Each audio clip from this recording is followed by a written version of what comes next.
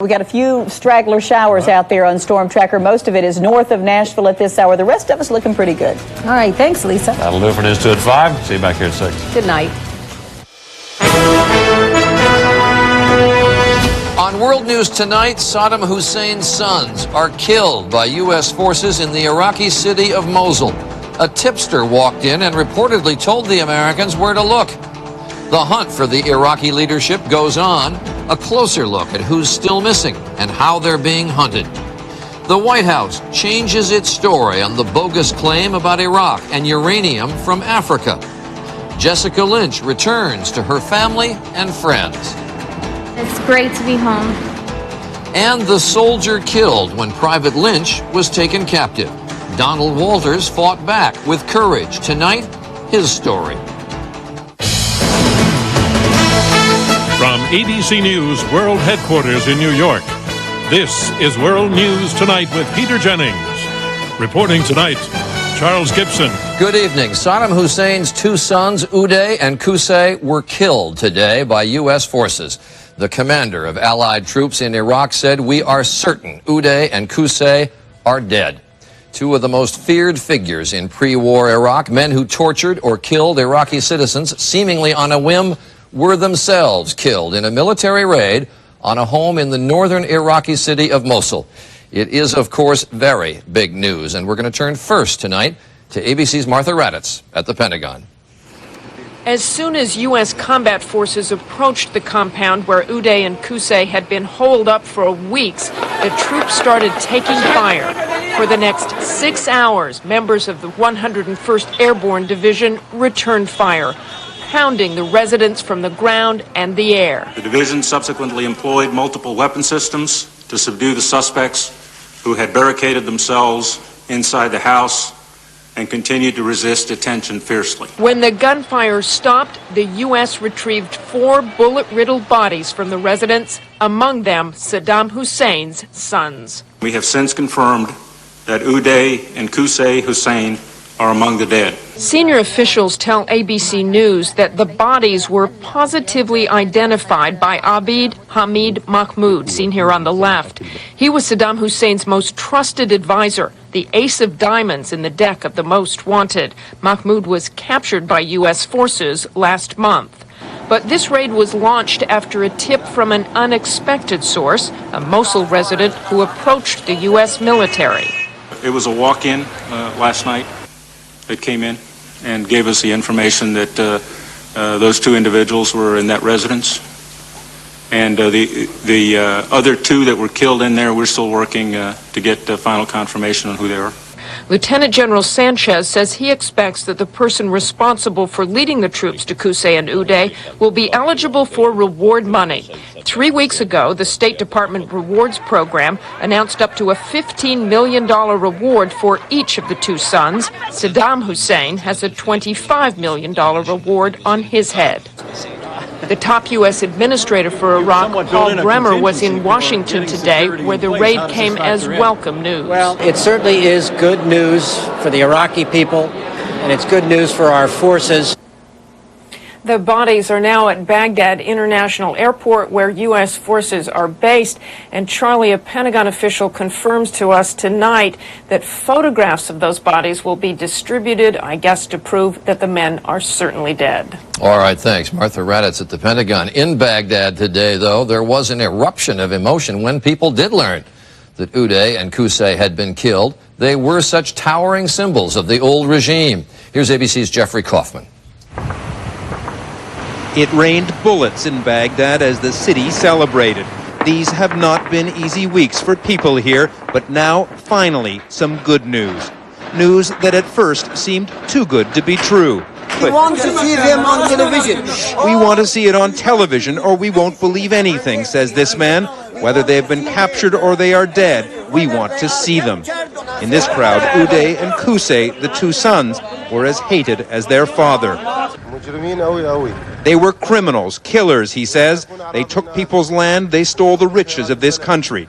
On the streets, U.S. soldiers were as relieved to hear the news as the Iraqis. Anything that's going to, improve the situation here in Iraq will, of course, make all of us happy. In the months since Saddam Hussein's regime was toppled, the streets here have become unsafe electricity and water have become erratic. Some here want to believe that today's news will mark a turning point. Now it will become quiet, says this man, because the two brothers have been causing the attacks on the Americans. Will people in Iraq breathe easier if they have, in fact, captured or killed Qusay or Uday? The Iraqi people will finally be happy, answers this man. We just hope that peace and prosperity will come to Iraq, he says, and someone will become a leader and work for the Iraqi people. With Qusay and Uday dead, Iraq is 2 steps closer to moving beyond the tyranny of Saddam Hussein. Jeffrey Kaufman, ABC News, Baghdad. At the very least, the death of Saddam Hussein's sons changes at least part of the dynamic for the U.S. military and the Americans trying to run Iraq. We are joined now from the Pentagon by Paul Bremer, the Bush administration's chief administrator in Iraq. Ambassador Bremer, good to have you with us. There's certainly a psychological lift in this, but practically does it change anything in the way you try to rebuild Iraq or in the safety for U.S. soldiers?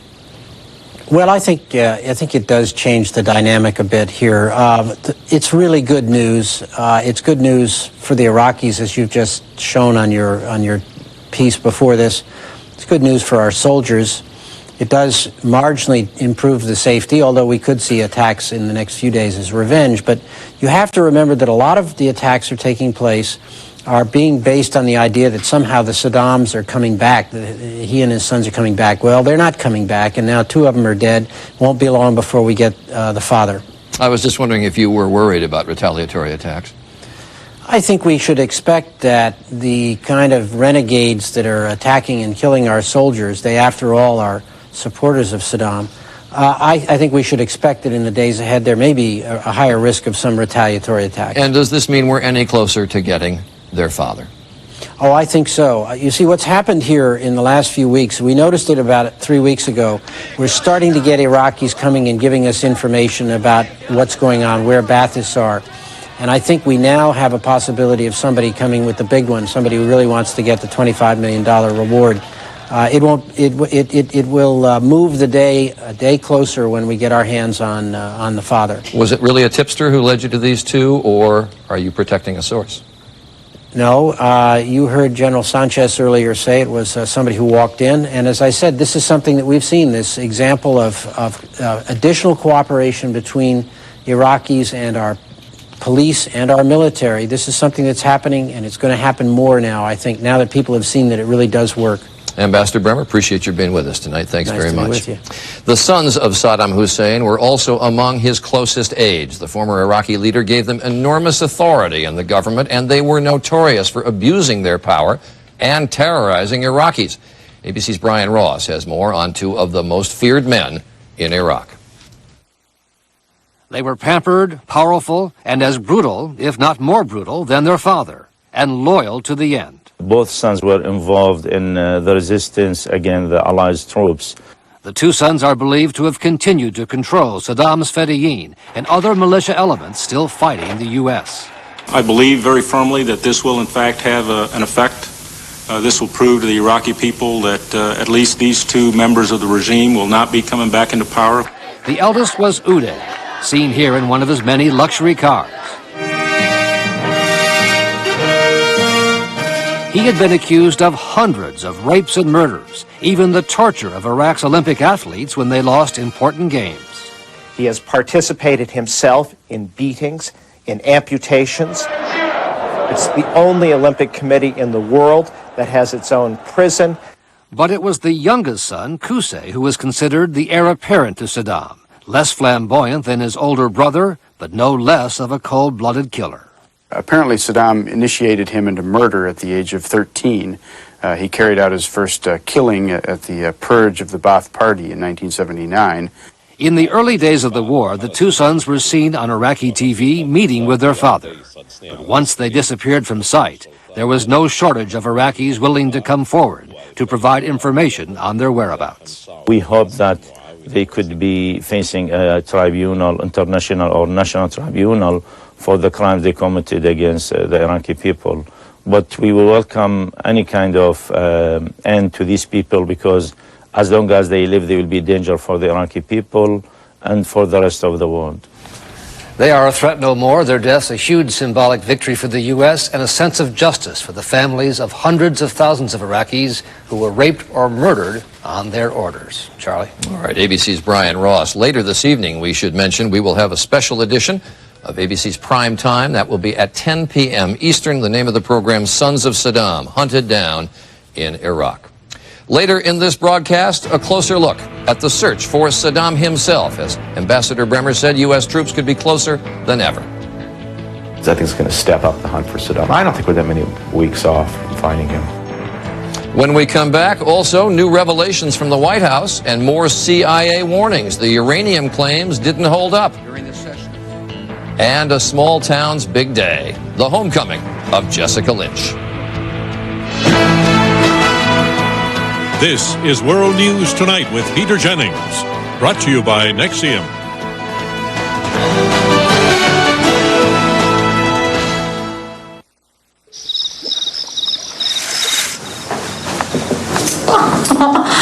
Oh, what a night.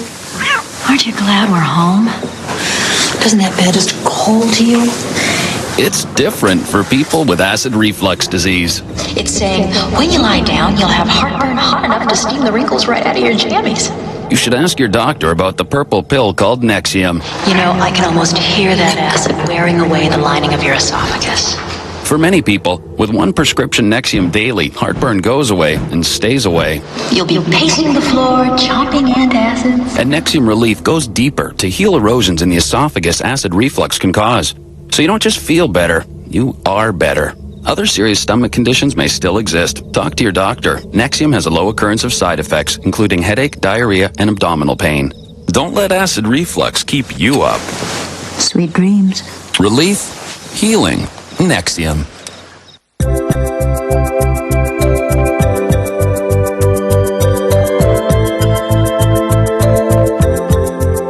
Imagine if you could always have this much personal space.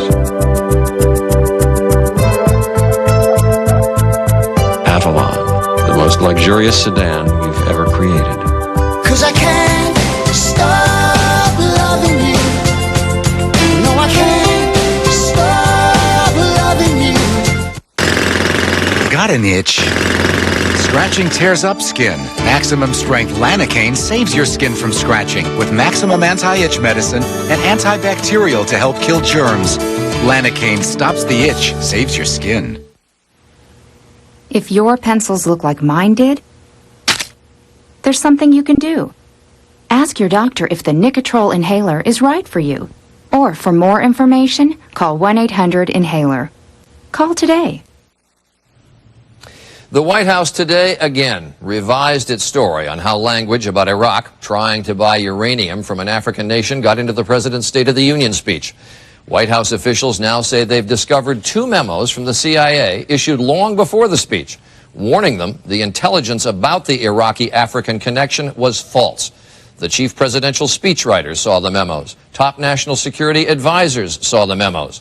But the language went in there anyway. ABC's Terry Moran is at the White House tonight. And Terry, the question obviously is, what does it all mean? Well, Charlie, it means that the White House has now discovered a paper trail that has forced top officials to take some responsibility for that now very questionable claim that the president made in the State of the Union speech that Iraq was trying to buy uranium in Africa. The man at the center of the controversy, Stephen Hadley. He is the Deputy National Security Advisor, one of the president's top advisors on foreign policy. He was responsible for vetting the speech.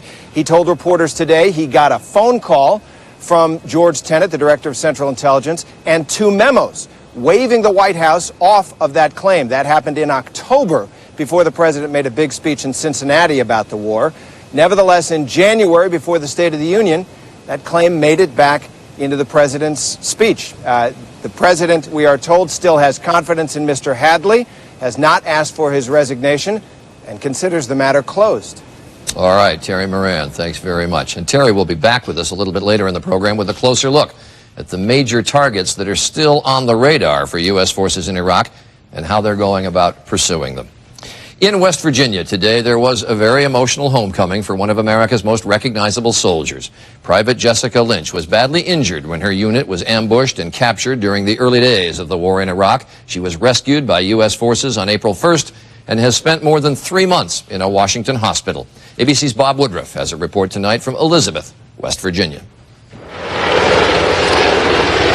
In a Black Hawk helicopter, Jessica Lynch circled over her house in town before touching down on the soil she had not felt since last November. She had hoped to stand at the podium, but her pain was apparently too great. So from her wheelchair, she spoke the first words most Americans had ever heard her speak. Hi, thank you for being here. It's great to be home. As hundreds waited to greet her, she thanked everyone who had helped her and saved her warmest words for her best friend, Lori Piestua, who died in the car crash that nearly killed Jessica. Lori will always remain in my heart. Jessica said little about what happened to her in Iraq, but for the first time she hinted that she does remember being taken captive. I've read thousands of stories that said when I was captured, I said, I'm an American soldier too. Those stories were right. Those were my words. She was welcomed as a hero today, cheered by the people who have prayed for her from the time she became a prisoner. When they found her, we were just crying and screaming and everything. This whole ordeal has preoccupied this town, even overwhelmed it for almost 4 months. So as happy as they are to see Jessica finally home, they're also looking forward to getting their lives back to normal. For Jessica Lynch, it may take time to get back to normal, but for now at least, she is back at home. Bob Woodruff, ABC News, Elizabeth, West Virginia. And when we come back, a closer look at the manhunt for Saddam Hussein now that his 2 sons are gone. And the hero who will never have a homecoming, remembering one soldier's bravery.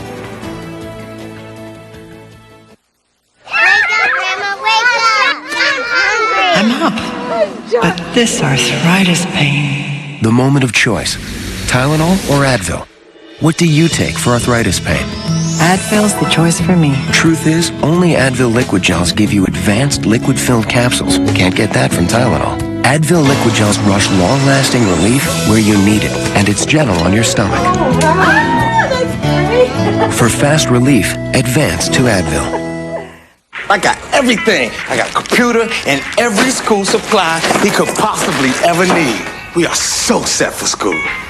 When we say you can buy your school supplies early, we mean like July.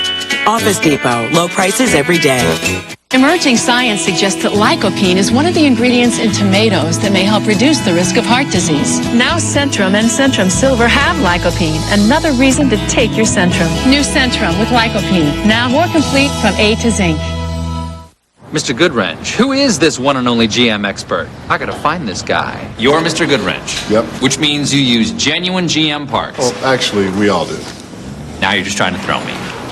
Mr. Goodwrench had over 1 million hours of GM training last year? That's right. Doesn't leave much time for Mrs. Goodwrench now, does it? Find Mr. Goodwrench at over 7,000 GM dealerships nationwide. If Mr. Goodwrench were a tool, what kind of tool would he be? A wrench? Ooh, sorry. Miter saw is what we were looking for. Miter saw. The itch and burn of athlete's foot can drive you up the wall. Use Tinactin or Lotrimin AF, you'll be treating for 4 long weeks. But Lamisil AT cures athlete's foot with just 1 week's use. Get back in the game fast with Lamisil AT. There's no better way to cure athlete's foot.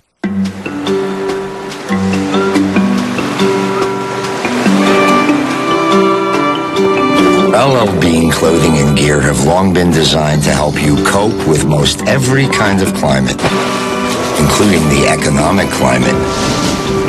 This fall, you'll find remarkable values at LL Bean. Every item still made to last with our 100% guarantee of satisfaction. Call today for your free catalog. This is Trisha. Have you asked your doctor about Singulair? For more information about Singulair, visit Singulair.com. Tomorrow, Saddam's sons, how they were finally caught and killed. The leads, the intelligence, the firefight, the inside story on World News Tonight.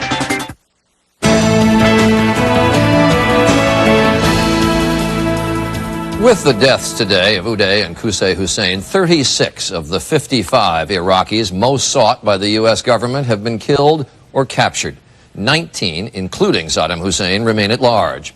How have U.S. forces been going after these former Iraqi officials? And are we now closer to getting Saddam Hussein himself? Here again, ABC's Terry Moran at the White House. The raid in Mosul today was the product of one of the most intense and secretive operations in post-war Iraq, the vast manhunt for Saddam Hussein and his inner circle.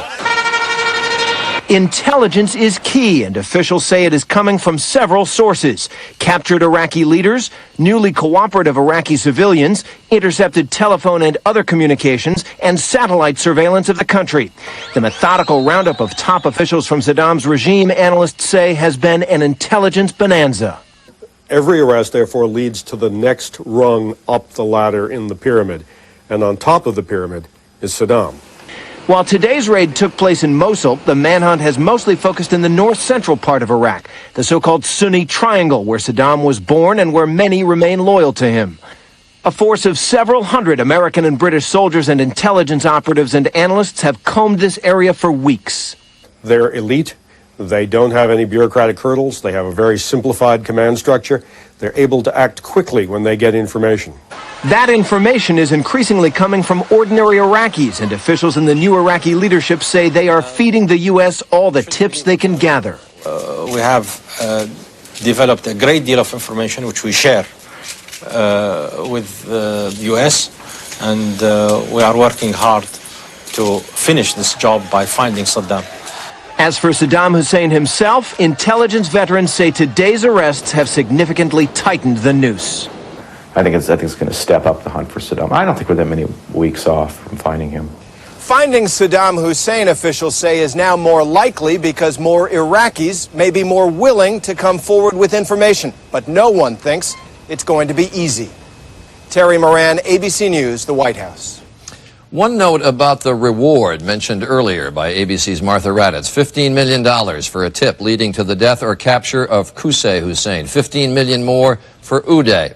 Well, nobody's going to get the money right away. It calls for up to $15 million for such a tip. And someone has to apply for the money itself. There's actually a formal process administered by the State Department. And we wondered whether the money is taxable. Unclear. More on all this on abcnews.com.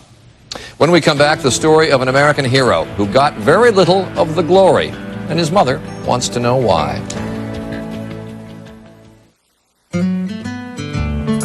So what did the doctor say? He said the reason that I'm having trouble getting around is pain from arthritis. Really?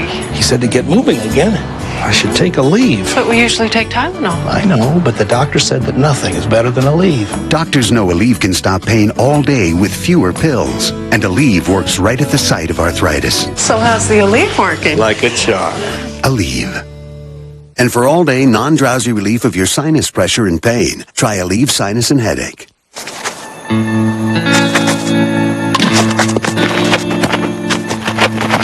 If you want proof that time flies, look at your kids. They go from toddlers to teens and nothing flat. This is the time to talk to them about staying away from things that can threaten their health, like cigarettes and more, every chance you get. Talk to your kids about not smoking. They'll listen. Oh, hello there. Can we introduce you to our 300S desktop for $200 off? It features an Intel Celeron processor at 2.4 gigahertz and a CD burner DVD combo drive. What? You prefer technology that travels? Well, how about a 400 SP notebook at an everyday low price? So call, click, and come in today for great gateway computers featuring Intel processors.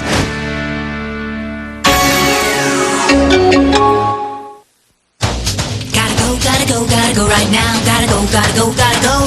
Gotta go, gotta go, gotta go right now. Gotta go, gotta go, gotta go. If you've always got to go, ask your doctor about Detrol LA. It's been proven effective for overactive bladder. Anyone need a break? Not right now. You shouldn't take it if you have stomach, urinary, or glaucoma problems. The most common side effects are dry mouth, constipation, abdominal pain, and headache. And I don't have to go right now. Detrol LA. When you've always got to go. An anniversary is something you never want to miss, especially this year. Announcing the Lincoln Mercury Anniversary Clearance, featuring end-of-the-model year savings on every Lincoln and Mercury. Including Lincoln Navigator, the all-new Lincoln Aviator, the all-new Lincoln LS, and the best Lincoln Town Car ever. Now get 0% financing for 60 months or up to $7,500 cash back, plus your dealer's best model year-end price. This is one anniversary you don't want to miss. Hurry to your Lincoln Mercury dealer. One's a rookie. Welcome to the Sheriff's Department. The other's a pro. I'm your training officer. They're two partners. You ready for this? Kinda hope so. With one mission. Serve and protect. And zero in common. Hookers, nurses, and other cops. So we married. Which of the three is your wife, sir? Shut up. 10/8, a new drama Sundays this fall on ABC. Tonight, prime time with breaking new details on the sons of Saddam hunted down in Iraq. And tomorrow morning for exclusive reports you won't see anywhere else. Don't miss Good Morning America. So much was said today about Private Jessica Lynch, and so little was said today about Sergeant Donald Walters. Sergeant Walters was killed in the same convoy in which Private Lynch was captured. Many were involved that night. We know some, like Private Lynch. We don't know others, like Sergeant Walters. Which is why ABC's Jim Wooten went to Fort Bliss, Texas. She left Fort Bliss 5 months ago in a rear echelon unit. This teenage private whose ordeal in Iraq was horrifically real, but whose portrayal as a combat hero who was shot and stabbed was a case of mistaken identity. The Army said then those details came from Iraqi phone calls. Now an official report suggests they accurately described a different soldier. No one here at Fort Bliss is talking, but it's pretty clear this is what happened. American translators misunderstood two very similar Arabic pronouns, confusing he with she. And the he, as it turns out, was this man. Donald Walters, a 33-year-old sergeant and cook from Salem, Oregon, who was part of a supply convoy that drove by mistake into an enemy stronghold. Here on the north side of An-Nasiriyah, his truck was disabled by heavy fire. The driver, a private, jumped into the next vehicle, but the Pentagon says Walters, all alone, killed several Iraqis before he was shot and stabbed to death. He was posthumously awarded the Bronze Star, which doesn't surprise his mother. I would consider him a fighter, you know. He was determined to do his job. A Fort Bliss general told her the phone intercepts and interviews with Iraqi prisoners convinced him that Sergeant Walters, her only son, was the soldier first thought to be Private Lynch. Autopsies of those killed show he was the only one who was stabbed. Still, the Army has said nothing publicly. He was alone, out there, and he fought till he could not fight anymore. I want him to get credit for what he has done. So as Private Lynch was joyously welcomed home, in this home, far away, Sergeant Walters was also remembered today and solemnly celebrated as an American hero. Jim Wooten, ABC News, Fort Bliss, Texas. And that is our report on World News Tonight. As I mentioned, later this evening at 10 p.m. Eastern, we will have a special edition of Prime Time, Sons of Saddam Hunted Down in Iraq. We hope you'll join us. That's it for this evening. I'm Charles Gibson. For all of us at ABC News, good night.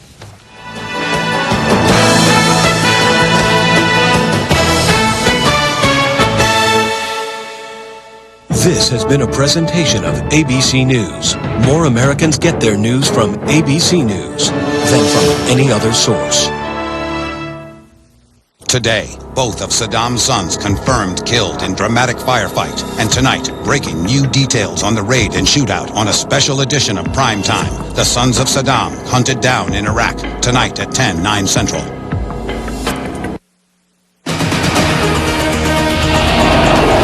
First, fast, accurate. News 2 at 6 starts now. I by no means considered it a practical joke or prank or anything. I took it serious. A Murray County commissioner reacts to a death threat. Good evening, everyone. Investigators say it's one of 2 death threats linked to a controversial property tax hike. News 2's Celia Castaneda brings us details from Columbia in Murray County. A week ago today, Murray County commissioners voted 13-8 to raise property taxes by 25 cents. And just 2 days later, the commissioner that occupies this seat got a death threat because he voted yes. it kind of startled me. It's not every day Murray County Commissioner Walter Harlan is startled by his mail. But last Thursday, while opening an envelope similar to this, he found a death threat printed inside the top flap. It said, 13 of you that voted for the tax increase will be killed one by one. Signed the Cy Gang. 13 ayes, 8 noes. It is approved. Item number 5. Harlan says the 13 people being referred to are the Murray County Commissioners who voted for the tax increase. But there was something else inside the threatening letter, a newspaper clipping with the tax vote breakdown. And they had an X besides my name. And we just found it appalling that anyone was seeking